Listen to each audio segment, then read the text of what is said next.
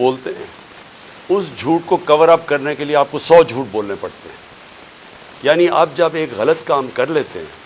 تو اس غلط کام کو کور کرنے کے لیے آپ کو مسلسل غلط کام کرنے پڑتے ہیں. رجیم چینج ہوا،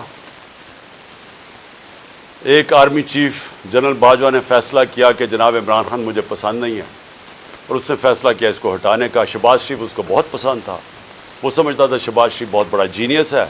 اور اسحاق ڈار سے بڑا کوئی اکانومی کا وزٹ کوئی نہیں ہے. تو اس کی بھی عقل ذرا دیکھ لیں کہ اس نے جب یہ فیصلہ کیا،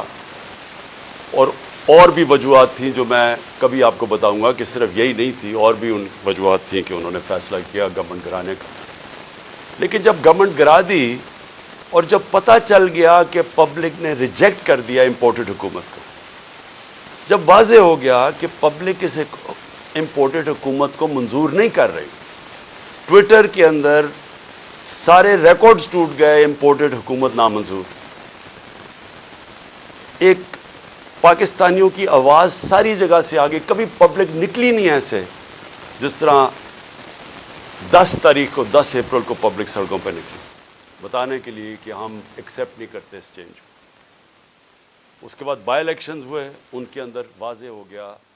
جب 37 بائی الیکشنز میں سے 30 تحریک انصاف جیت گئی تو یہ سارے جن لوگوں نے کانسپریسی کی تھی، اور یہ جو سارے 12 پارٹیز کی امپورٹڈ یہ جو بیٹھ گئے آ کے گھس بیٹھیا ہم ان کو کہیں گے، یعنی یوزرپرز کہیں گے انگریزی میں،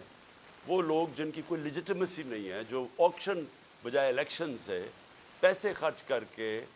ایک آرمی چیف کے ساتھ مل کے، جس نے خفیہ ایجنسی ساتھ ملا کے گورنمنٹ گرائی ہوئی تھی. اور یہ جب ان کو جب پتہ چلتا گیا کہ پبلک ان کے ساتھ نہیں ہے